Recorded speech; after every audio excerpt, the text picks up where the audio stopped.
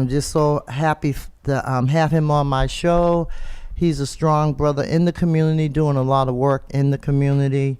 And I'm going to let him introduce himself. He wears many hats. And so, good morning, Brother Jeffrey. Good morning, Sister Priscilla. How you doing? I'm doing good. I'm feeling blessed and humbled to be on your show today. I'm happy you're on here, too. I don't know why I never asked you before, but I'm glad you're here. I'm glad you're here because there's a lot of things going on in our community. There's a lot of things that we need to talk, that we're discussing. There's just a lot going on. That's right. And so, first of all, tell us a little bit about yourself, those that don't know you. Okay, all right. My name is Brother Jeffrey Forex. I'm a brother in the Nation of Islam. I am dedicated to the upliftment of our people. I'm duty bound to that as a brother in the nation, but just as a man in the community. I have 5 beautiful children with my wife, Sister Samantha X. Like you said, I wear many hats, so the best title for me is brother. So I could sit here and tell you titles, but I'd rather just talk about the work. Right, because that's my focus, and it literally worked for me.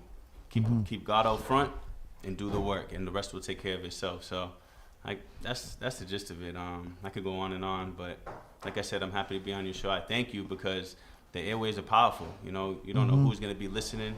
You don't know who we could touch today that it ends up benefiting them. So right. Anything I could do, that's what I'm about. So.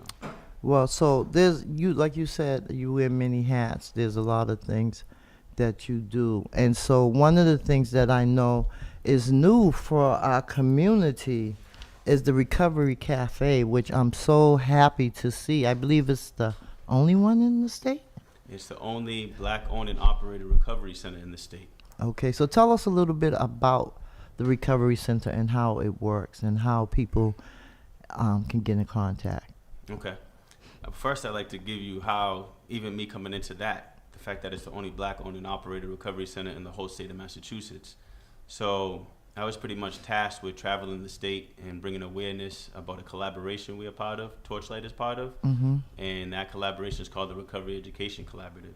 So I traveled the state and try to identify barriers for our people, and whatever I heard, I pretty much brought back to the leadership team, and we try to do our best to formulate this collaboration based off of that information. So in that, I realized and came into that understanding that there are no Black-owned and operated recovery centers in the whole state. So Torchlight is a recovery center, and it also is a recovery cafe. Okay. So the cafe component of it is we're the second recovery cafe in the state, and that the qualifications for that, you don't need insurance, you don't need to pay to come to the recovery cafe. It's membership based, and all you need to do is come. You have your bearings when you enter the space, give back to the center, and attend one weekly circle. So the gist of it, like in a nutshell, is to have a safe space, a positive space where people could come, not just to watch TV, but to come to better themselves, to come to be around positive people who may be able to assist them with resources, with a good word, whatever it may be. So the cafe component of it, there's a bistro that will put Starbucks to shame. You can come in, you can get a cappuccino, a frap, or some coffee, some tea.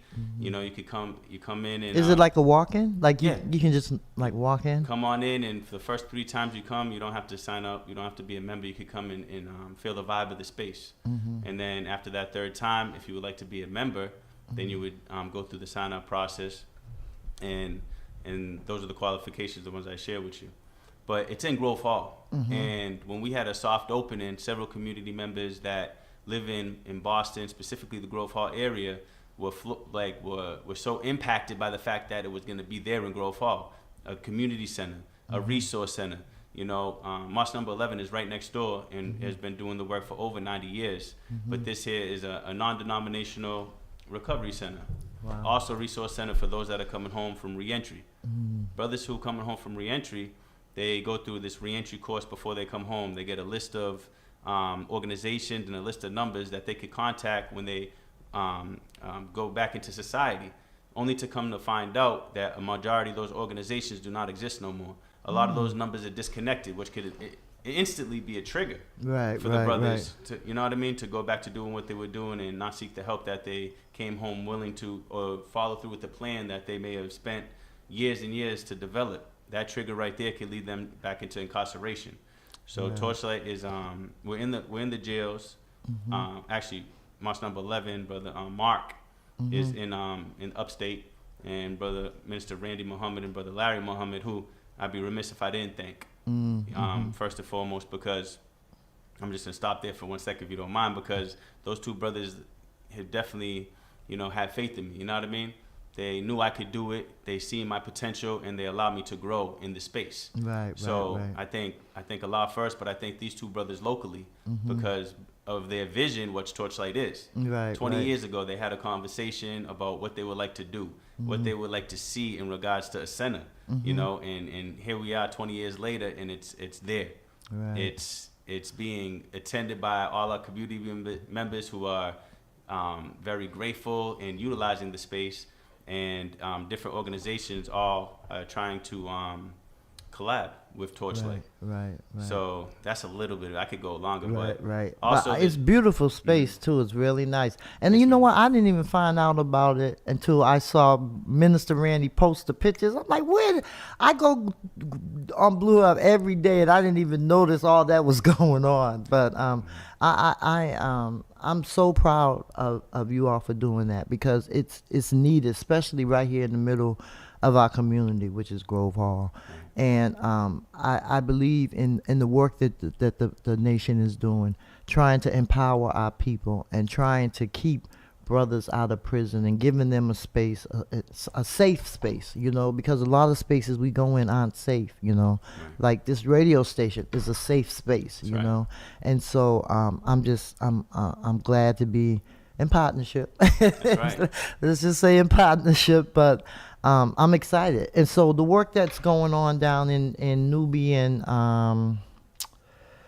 Square, the Nubian Square Task Force. Right. So this Wednesday is there's the recovery. It's a recovery day of celebration. Right. Yes. And so it's at the Boston Public It's Library. gonna be at the library in Nubian Square. From 12 to 4? Yes, 12 to 1 to 5. 1 to 5. No, excuse me, No, 12 to 4. 12 to 4. Okay. Yeah, you're right. All right. And then while I'm talking about that, I also want to put a plug in for our hour of prayer that's on the same day from 6 to 7. And it'll be here at Global Ministries. Because we started the prayer circle at City Hall, and they said we couldn't do it anymore because it would be a lawsuit. So we decided to take our prayer on the road. So every month we'll go to a different facility, a different ministry, church, mosque, and have prayer. Beautiful. And so I think we'll narrowed it down to like the 4th Wednesday of each month from 6 to 7. So we'll be here. I know it's on the minister. We get the flyer to the minister. And we'll make sure to be present, and there's power in prayer. Right. You know what I mean? A prayer changes things. I got a T-shirt I'm gonna be selling about prayer. Yeah. Well, you just let me know when it's out, and I'll get one from you. It's and yeah, really, it's prayer, and it's an acronym. Prayer is powerful resources available, yielding extraordinary results, and I believe that. Yes, ma'am. I mean, there's nothing like the power of prayer. When I worked in City Hall running the payroll for 5 years straight, we prayed every Tuesday from 1 to 2. And I think we shook some things down, because 2008 we got our first black elected city councilwoman, which was Ayanna Presley.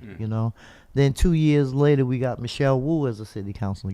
So things were, we were praying, and didn't know what the future was going to bring, but we just stepped out on faith and we prayed. And so when I saw the way the city council was changing and some of the things that they were doing that just didn't make any sense, I approached our city council at large, Julia Mejia, and asked her, could we start this prayer group back up? And she was more than willing, and we started it. Hello, this is Station Manager Renee Wise from Boston Praise Radio and TV, WBPG-LP 102.9 FM, and Boston Black News. We have some open broadcast slots available for you. When you are live on our station, you can air on our web pages, WBPG-LP 102.9, FM radio, social media, and the internet. Call us if you want to broadcast on our network by dialing 617-282-0685. We are building a worldwide media outlet in Boston. The first one was February 14th. And the theme was God is Love. And 6 of the 13 city councilors showed up, and so that was a blessing. Erin Murphy even mentioned, she's like, we should do this every week, But the city council opens up with prayer every Wednesday, before they start their the hearing, they open up in prayer. So when we then the second one was March, and that was like Women's Month. And then we skipped April, and then we went May 1st, and then I don't know what happened, but they just was like, oh, well, you can't do it no more because there could be a lawsuit, and it was just all right. So we'll make a way. Where there's a will, there's a way. That's right. So, But I told Ruthie the other day, I said we will be coming back to City Hall, okay? Right. But it's just, people pray in different languages in different ways, and it's. This is not just for Christians. This is for everybody that believes in God, That's right. And so I'm happy to be a part of it, and so I'm just excited in what God is doing in this city, in the state, and for our people. But as well as good is bad. Now, Mass and Cass, Nubian Square. When you see these things, you see all this housing and stuff go up. I wondered why. They shut down that roundhouse. Mm-hmm. It's Right. just like they had. I don't know if they didn't have enough people, but that could have been a place, a bed. They could have residential housing. Where you have people who are trained to work with people that have a drug abuse or mental health issues, because a lot of it is mixed. It's Right. both. That's right. So tell me, as you travel, because I see you in Nubian Square, I see you talking to a lot of people. I don't see you like fearing. No, you just go up to people, you just talk to them. And so, what drives you besides God? He's the ultimate driver, right? But I'd like to just, if I may, so your question is what drives me, but if I could just touch on, going down to Nubian Square 4 years ago, specifically, and that day, and go from there. Okay. But it was about 4 years ago when we were giving out dinner plates to the community in Nubian Square. We were near the small parking lot, which is directly across from the bookstore. The only black-owned bookstore that we got to give a plug for them. Right. Frugal Books. Frugal Bookstore. Yeah, then you go in there, you can get my book. I look back and wonder how I got over. There you go.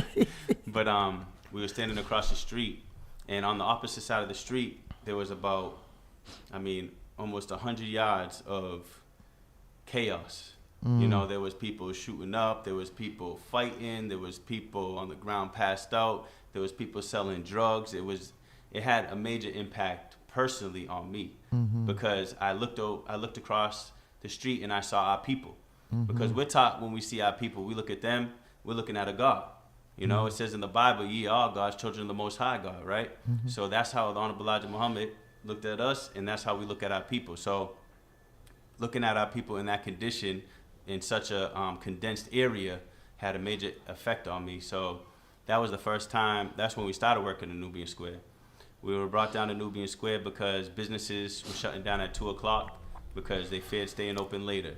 People, people were being harassed at their businesses. People were defecating in front of their businesses. The bus station, the children were being propositioned. The elderly were being assaulted. People were just smoking crack and doing different things, even though the transit police are right there. So that's why we got brought down there. And I think people were under the impression we were going to go down there and just muscle people out of there and tell them to move on. But that's not how we operate. That's not how we work.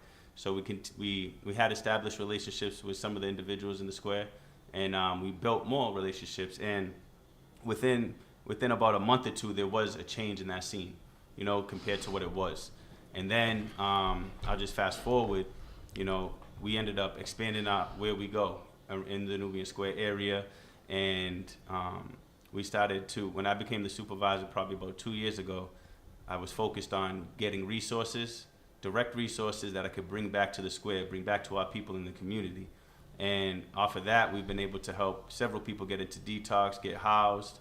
And my drive, to be honest with you, is God, is Allah, who is God. Same thing, just a different language, right? And off of that, when I say I'm duty bound, I wouldn't be here if it wasn't for someone helping me. I wouldn't be here if I didn't come into a better understanding of who I am, who our open enemy is, and who our God is, right?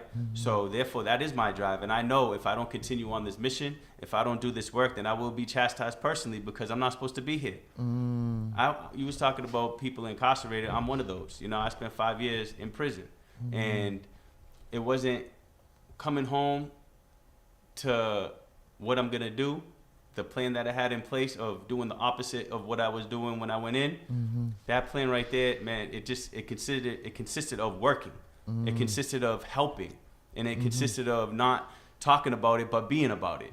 So that's my drive, you know, and I see the brothers coming home. I see brothers going back to prison, just being home for a short period. I see brothers dying. I see people overdosing. And so I'm not sitting here saying I'm going to save the world. We're not sitting here saying we're going to save the world, but we're going to try to save as many of our people as we can for the time that we have here on this earth.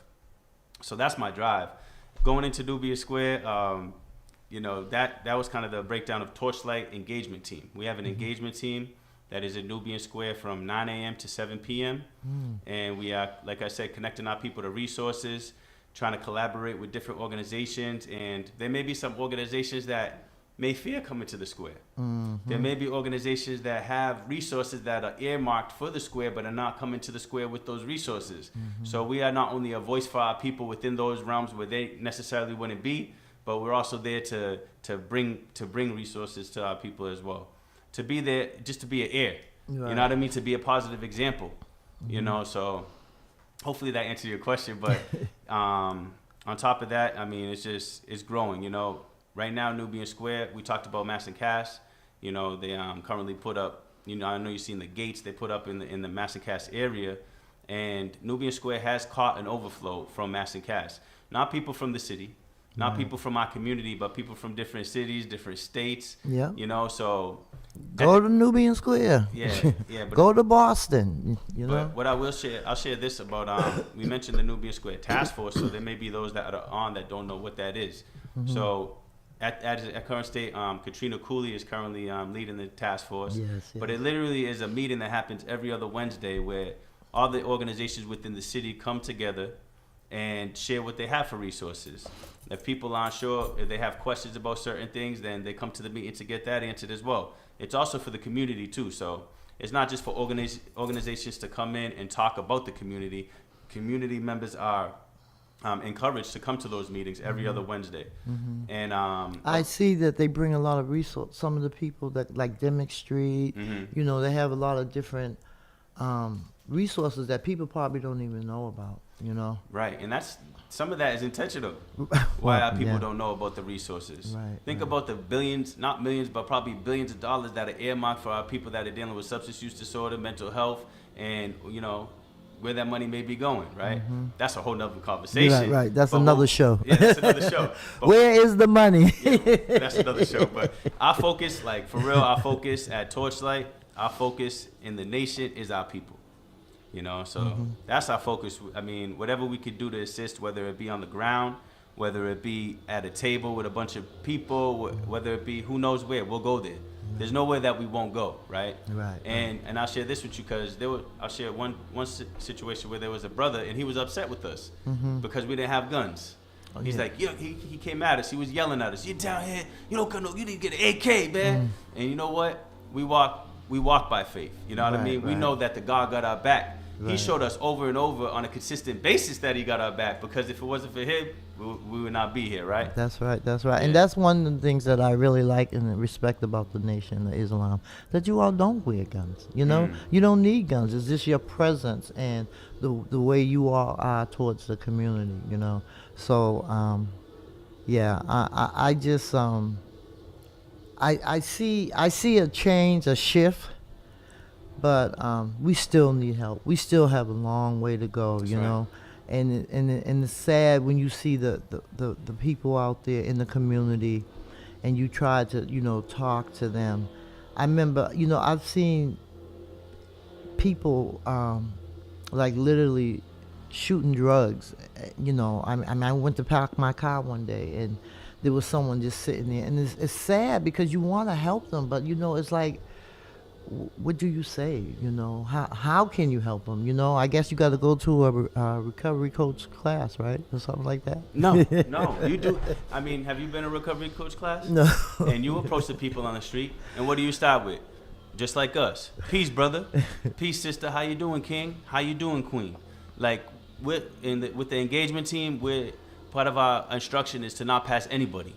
Don't pass anybody shooting up. Don't pass anybody when, you know, they seem like they might have mental health issues, and just pass by them. You know what I mean? We stop at everybody and at least give them the greetings, because that opens the door. Right. Our people right. are so used to not getting the greeting, but getting that hard look. Right, You know what I mean? right. Getting passed by and looked at as if they're nothing. Right. You know, so so by doing that, you open. So I'll share this. This is a quick class for those that are asking that question that you just asked. You know, if you're wondering what should you do, what should you say, just go up and give the greetings, and however you know how to do that. Give the greetings and see where it takes you, you know? And yes, there is an element of danger associated with approaching somebody and maybe not being, you know, having the understanding of how to really engage. But at the same time, you know, you don't know what you could do for somebody just by saying peace, right? Just by saying peace, just telling them, how are you doing today? And meaning, Right. because we use that a lot. How you doing? Fine. And you say how you doing, and then you over here in the conversation. You know what I mean? You're not even looking for an answer. So when you say it, just be intentional. And anybody that wants to learn, you know, how to engage with the community, and you want to be about that work, come down to Nubian Square and walk with us. You know what I mean? Anybody could walk with us. Come walk with us. Yeah. You know, engage the people that are there. You know, and there are trainings though. There are trainings that could be taken for engagement. You're making me think of creating a training for engagement, which that's all the way too. But you spoke on trainings, and if I may, I'd like to touch on that collaborative I spoke of earlier that deals with recovery coaching, if you don't mind. Go ahead. The Recovery Education Collaborative was formed. The Recovery Education Collaborative consists of Torchlight, More, Bay State Services, and C4 Innovations. So for the just in January, we officially launched to the public trainings for recovery coaching. Or if you're trying to get your LADAC or your KDAC, you could get the CEUs necessary from the trainings that are provided by the REC. Okay, so you using all them acronyms. Okay. So you get So someone who's trying to be a clinician, Uh-huh. and there's certain CEUs they would need, like credits they would need. And someone who wants to be a recovery coach, there's a certain amount of hours and a certain list of trainings that you have to ascertain to get in order to become a certified recovery coach in the state of Massachusetts. So the REC provides those trainings at massrec.org. I think that's the website. I got to back up. I'll get the website. But I'm also a facilitator of those trainings, and Torchlight is our component of that collaborative is to make sure that our people have the information. That the barriers that maybe have established or have been in place are broken down. So we have a BIPOC workforce development. BIPOC stands for Black, Indigenous, People of Color.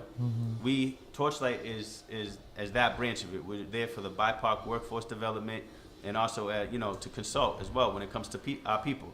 So we literally have a voice at the table, and there's been tremendous work that's been done. A lot of our people have been able to get connected to it. Start with Recovery Coach Academy, which is the first training, and continue on.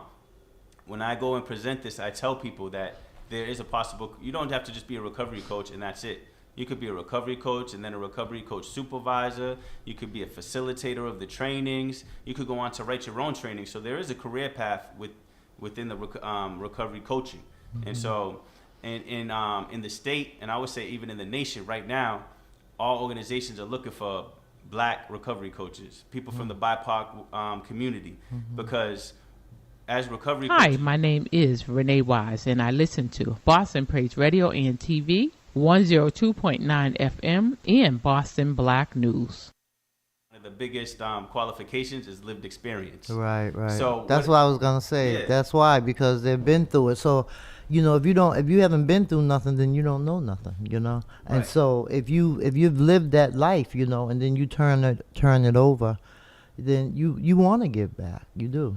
Yeah, and so when someone is looking for a recovery coach, they want to see a recovery coach that looks like them, Right. that right. can understand what they're going through, that could look them in the eye and they know that what they're saying is true, or that they know what they're talking about. Right. And I forgot to say that with the engagement. Right. When you're out there, fear could be smelt. People you're engaging can smell if you're scared, So look at them in the eye, and so they can see that it's You're coming not from your scared. heart. You're right, You know what I right. mean? That's another part too, because people who do engagement don't realize the people they're talking to are looking them right in their eyes. Right. Because we used to be fed lies. We used to Right. be given promises that never come true, right?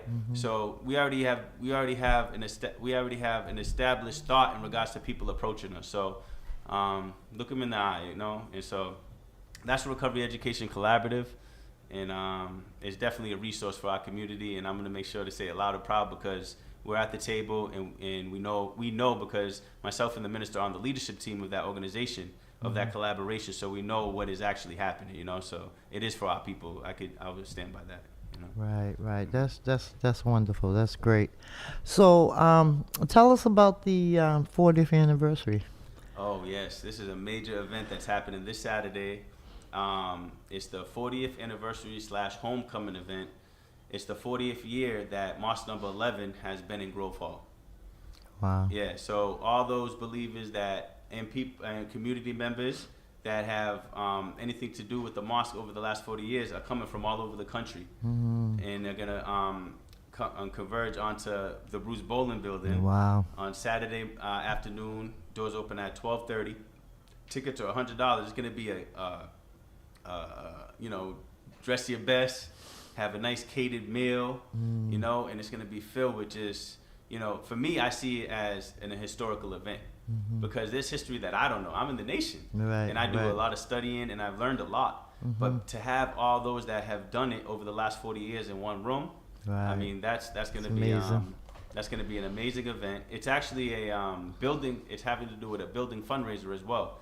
So Saturday is that event, and on Sunday, the mosque will be opening up, and I'll share a little tidbit to whoever's listening, because nobody else knows.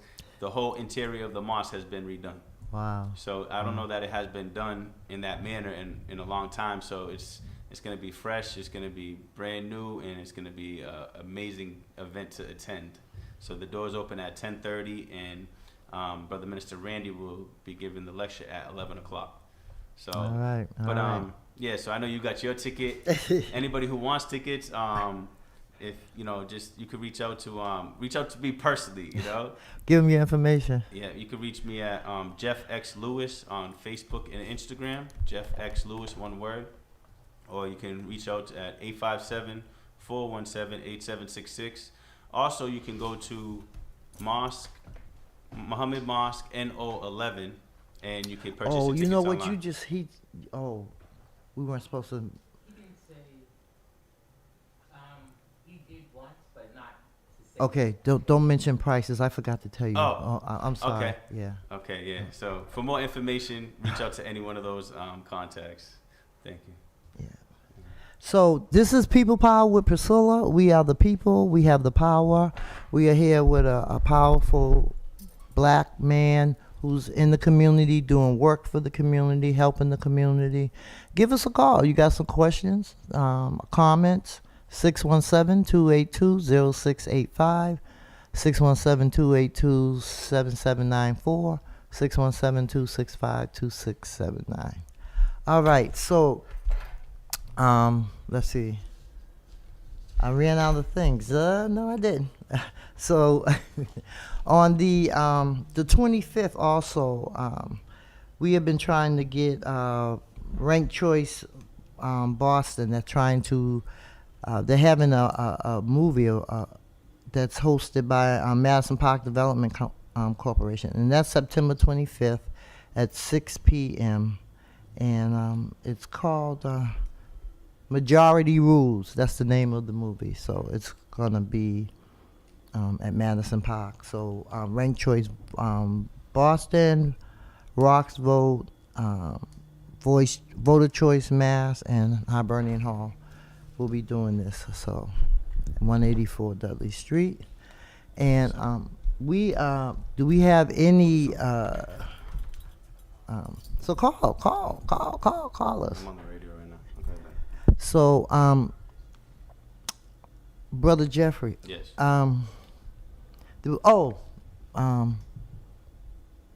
What is it? Bowtie Connection? Is that the name of your? Oh, man, can I get into my business for a second? Yeah. Without giving prices? Yes, please.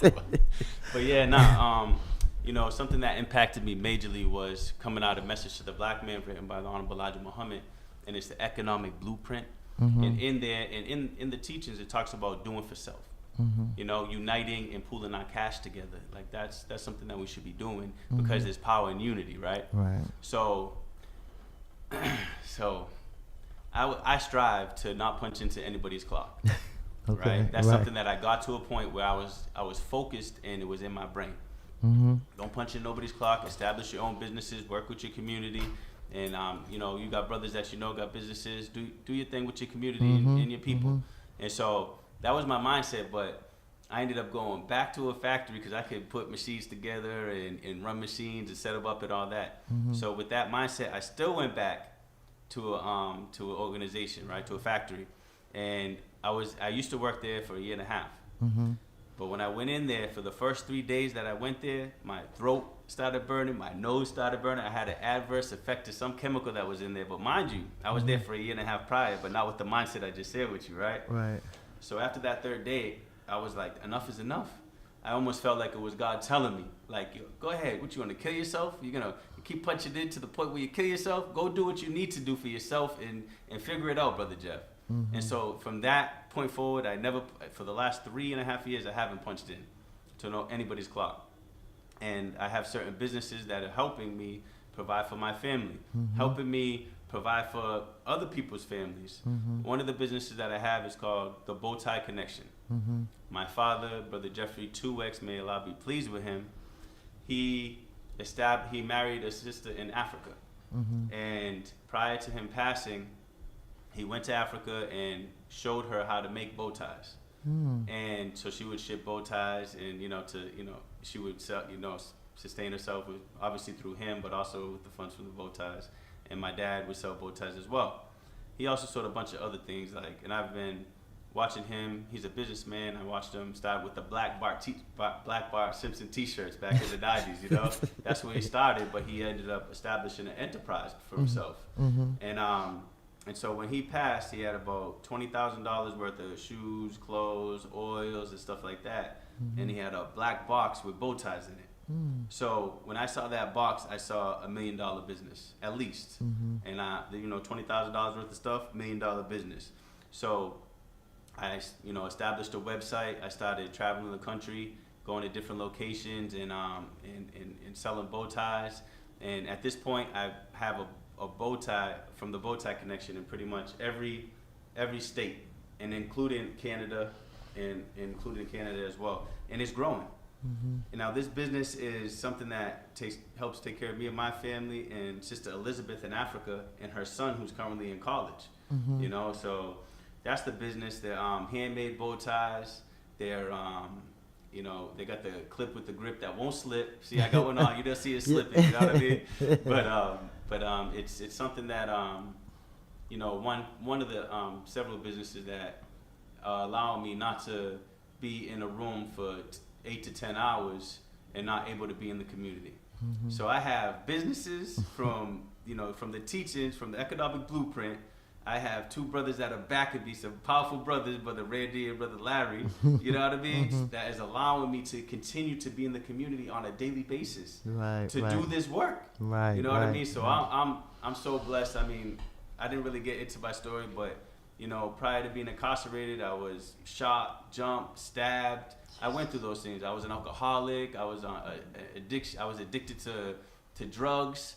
I was waking up on the floor pretty much to the birds, like waking me up and me wondering where I am. So I was lost and I was dead, except from that physical death. Morally, spiritually, I was dead. And so here I sit in front of you today, Sister Priscilla, alive, awake, And blessed.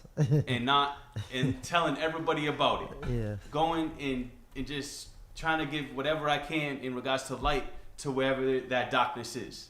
So there's other businesses, but I think this right here, this conversation is the key conversation to anybody that's listening, anybody that's struggling with addiction, anybody that's struggling with mental health, anybody that's struggling with depression, anybody that may have lost a family member and doesn't know, God is saying, God, why me?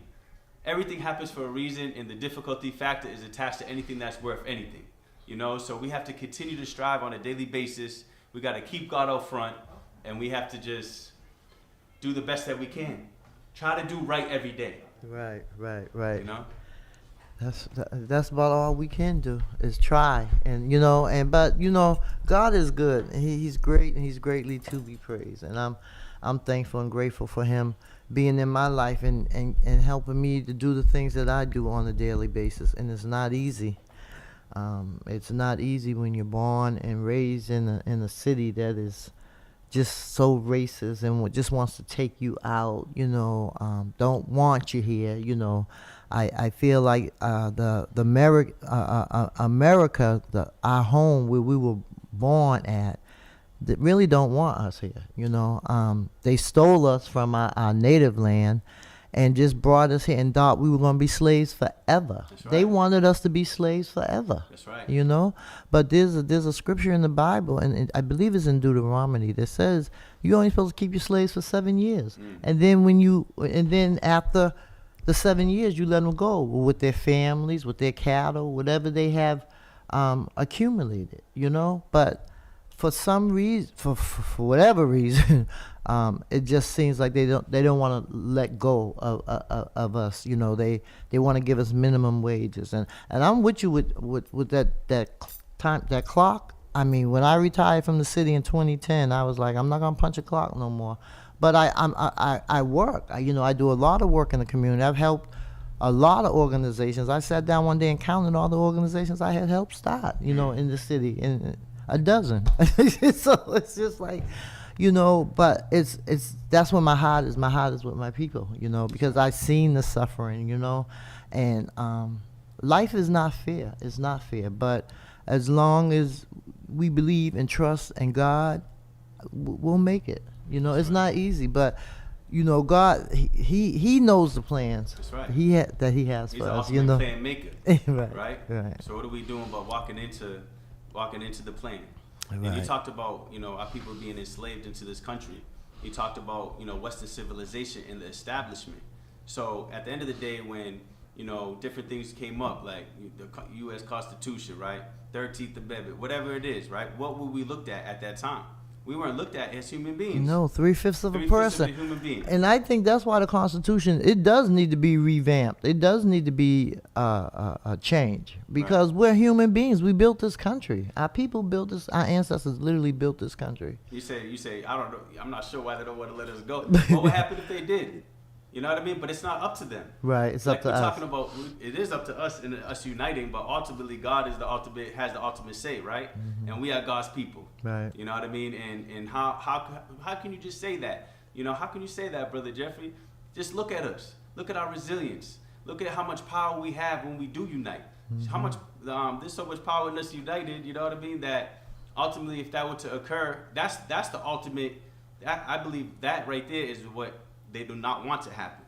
To us to unite as a people. Right. Let these gangs come together. Mm-hmm. Let all organizations put whatever their differences are to the side and come together. Yep. What will happen? It will be a change overnight. Exactly. So I could go on that one, but I'll stop there too. No, but that's true. That is so true, because I always say that, like, when I got into this nonprofit world after I retired from the city, and we started the organization BG. I always said that, you have all these organizations competing against each other. You got 4 or 5 organizations working on jobs. You got 4 or 5 different organizations working on schools. You got 4 or 5 different organizations working on education, whatever. But if you have 4 or 5 organizations, why can't the 4 or 5 organizations collaborate? Then you can go after funding outside of Massachusetts, because you people go to the same lenders, the same funders every time, and there's not that many. But nationwide, if you come up with a collaborated creation of people that really are about this work and could collaborate and work together and get the funding, because I remember during COVID, they didn't want to give us anything. We had to fight for what we got. And that's how I feel like it's always been. It's always a struggle. It's always a fight that we have to continue to fight. But like you said, we're resilient. We are fighters. We don't have to always fight. I used to be a tomboy. I used to fight all the time. But I don't have to fight with my fists no more. I just fight with my mouth. Right. So there's that external fight. There's an external fight, right? And then there's the internal fight. Right. We know that on a daily basis, when I talk about striving to do right every day, we have that other side, that might try to come up in our left ear. You know what I mean? It might not be the right thing, but what do we have? We have a self-accusing spirit, man, that if we could turn the volume up on that self-accusing spirit, then we will be able to do the right thing more than we would do the wrong, right? What did you call it, or what? A self-accusing spirit within us. That voice that's within us, that voice that's within us, that talks to us on a daily basis, that says, this is where you need to go, and it's the right way. But also within that, we have something in our left ear, right? Yeah. That comes from our lower desires, and that will tell us, no, you don't got to do that. Why don't you do this? That's only a mere suggestion. It's us that actually move out on it. But if we turn up the volume on our self-accusing spirit, then we'll be doing things in accordance with what we should be doing more. So I could say that, like when I talked to you about in the past, that volume was turned off. It's on mute.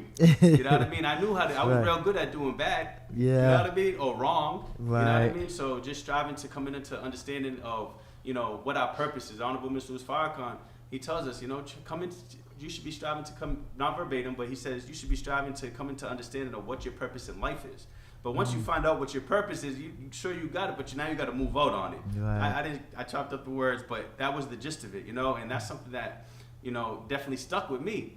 What is it? What is it? And then just by doing the work, you come into that understanding. We focus on so many different things because there's so many distractions.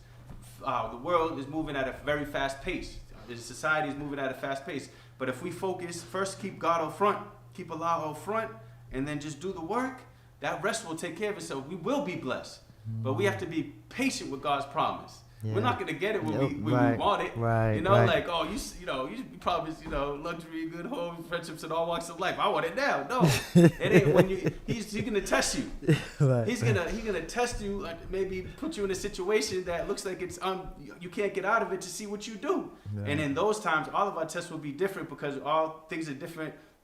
Something's difficult for you, may be easy for me. Something's difficult for me, may be easy for you. But at the end of the day, God will test us with those tests to see what we're going to do with it. And if we are able to pass that test, then we'll get one of those blessings that we're seeking. But it's a continuous work, like you said. It's a continuous work, and the piece about unity is so important that we should bring it back up. Because we have strong brothers within the community. We have strong sisters within the community. And we don't have to reinvent the wheel. Right. We know what will work. Yeah, right. We know what it will take to get there. So we have to come together. And there are brothers and sisters that are wrongfully convicted brothers and sisters. Yes. Like shout out brother Mac, shout out brother Sean Kareem, shout out brother Richard Six. Shout out to these brothers, man, because they was planning while they was down these years when they was wrongfully convicted or did 30 years or 20 years. And now here they are in society today. They busted up the DOC now. Yes. You know what I mean? They're going against that. And that's good. And that's a blessing. I used to say a long time ago, there was a lot of smart brothers incarcerated, because it just seems like it's just kind of like they just took them and they left them and they left us. But God always has a ram in the bush, And so I'm blessed. I'm just happy. I'm happy to be alive in my right mind, because I wasn't. There was a time when I wasn't in my right mind either. I wrote my book about my life, and that was just up to like 55 years. So it's just like now I have about 2 more books in me. But it's life is, you never know what path you're gonna come across. You never know who you're gonna meet. You never know who you're gonna partner with. You never know what life holds for you. But if you trust and believe, things will work out. And there are going to be some bad days. There are going to be some days that we cry, and unfortunately, that it's life, you know, and we're not here forever, you know. We're not going to be here forever. So I just want to do right. So when it's my time, God will say, well done, because I sure don't want him to say, depart from me, I know you not. But it's life. It's life. It's said all the time at the boss, man. We just try to balance the scale, man. You know, Yeah. For all the maybe wrong or negative, you know, we're trying to get it back up to at least even, you know. Yeah. And you're right about the blessing of the day. Like Yeah. me and you sitting here right now today, there are no probabilities to that. Right. There are no probabilities to me being alive, to you Right. being alive, to you being in a position you're on a radio show, you know, you have an audience, we're able to hit the airwaves together. Did I ever think I'd be talking to people on the radio or Facebook Live or no. There's no odds to it, so it tells us we looking for tangible evidence. Just look at your life, man. There's no probabilities to the things that occurred. That's blessings from God. That's blessings from Allah, man. Amen. That's what it is. Yeah. And then you wake up and you open your eyes, that's a blessing. That's right. You That's being able right. to hear me, be able to hear my baby cry early in the morning at 4, I can hear. Yeah, There's yeah. people that cannot. That's right. You know, so That's we allow the distraction. Mm-hmm. We allow those things that we face, which are real in life. We allow those things to have us thinking about all those things instead of focusing on the really important things, like being able to digest food, being able to walk, being able to give, you know, we talked about going and greeting people, being able to be in front of them and in a position where you're not looking at them other than what they should be looked at. Right. There's so many blessings. We can say all day, just let's name the blessing. You will be rapid fire, you know? But we have to just look for those things that there's no probabilities to. And that right there is is tangible evidence that Allah is real, that the God is real. Yes. You know, Yeah. He's real. God He's is real. I have my intern over there. He's working 2 phones. Okay, all right. Hey, Wes, how you doing? How we doing? What, you got me on Instagram and Facebook? I got you on everything. You got any questions in the chat? man? Yeah. Tell me, like, how hard was it just to like come up in the community, just like from coming down from like a hard path to just able to like being the man you are today? Like, what really made you make that change? Well, for me, it was sitting in a little cell with a little square mirror that was bolted on the wall, and I had to look at myself. All those distractions that I was talking about, all those different things that I said I was dealing with, all that was gone, and I was just sitting there in silence, you know? So I was looking in there, I was like, how did I get here? And there's that moment that I made the decision that I'm gonna do everything in my power to never come back to this place again, to never be in a situation where someone's telling me turn off my light, where someone's not gonna give me toilet paper and think it's funny, where I have to hear people screaming and crying and fighting on a daily basis behind the wall. So that was the beginning of my journey. And then, you know, I did an extensive study in regards to the Nation of Islam, what Muslims believe, what they want, the history of the nation, because I've been around the Nation of Islam my whole life. My father, Brother Jeffrey 2X, my uncle Christopher Muhammad, they've been in the nation since I was young. But I was around the mosque, but I never fell in. And so I wasn't going to just fall into something. I need to know, the Honorable Elijah Muhammad teaches us, he's like, do the knowledge, man. He says, take nothing on face value, and the truth will reveal itself. And so that's what I did. And after that extensive study, you know, I came home, and that's the first thing I did. I knocked on the mosque door, and I registered as a believer in the Nation of Islam, and started working that day, and the rest is history. And here we are today. And I got to shout out Brother West, man, because we was at a community meeting, and I introduced myself. I was like, oh, my name is Brother Jeffrey 4X. And then it was Wes's turn, and he's like, my name is Brother West, man. You know what I mean? I got to shout you out for that, man, because that's real. What is the best title? Right. Like, I could say I'm on the leadership team here, I'm the president of this, I'm the owner of this, right? But the best title is brother. You know, how do you know that you've come from death to life? Is when you love the brotherhood or the sisterhood. So Okay, we got a caller. Okay. Good morning, caller. You're on the air. Peace, this is Brother Jamal calling. How you doing? Hey, Jamal. How you doing? All right. I just wanted to say, you know, on this radio station, on your show and others, every now and again, you know, because we have a bunch of, you know, discussions and debates and all this type of thing, but sometimes y'all get somebody who's just what I call like a community gem. you know. And so ever since I known this brother, this just been a solid brother, you know, a stand up guy. You know what I mean? So I just wanted to shout out and congratulate him and all the things that he's been doing personally with his own business, all of the stuff going on with the mosque. I know the anniversary is this weekend. You know what they've been doing with Torchlight recovery and all that. And you know, I just see you, and there's several other brothers as well who just keep a clean spirit, are always, you know, smiling but not in a corny way, being firm and you know, standing on their square. So I salute you, brother, and I'm glad to see the growth and development. I'm glad to hear you on these radio waves. And thank you, brother. I appreciate you so much, man. Thanks for calling in, Jamal. You know, Jamal, Absolutely. thank you very much, Peace. man. And I appreciate you too, bro.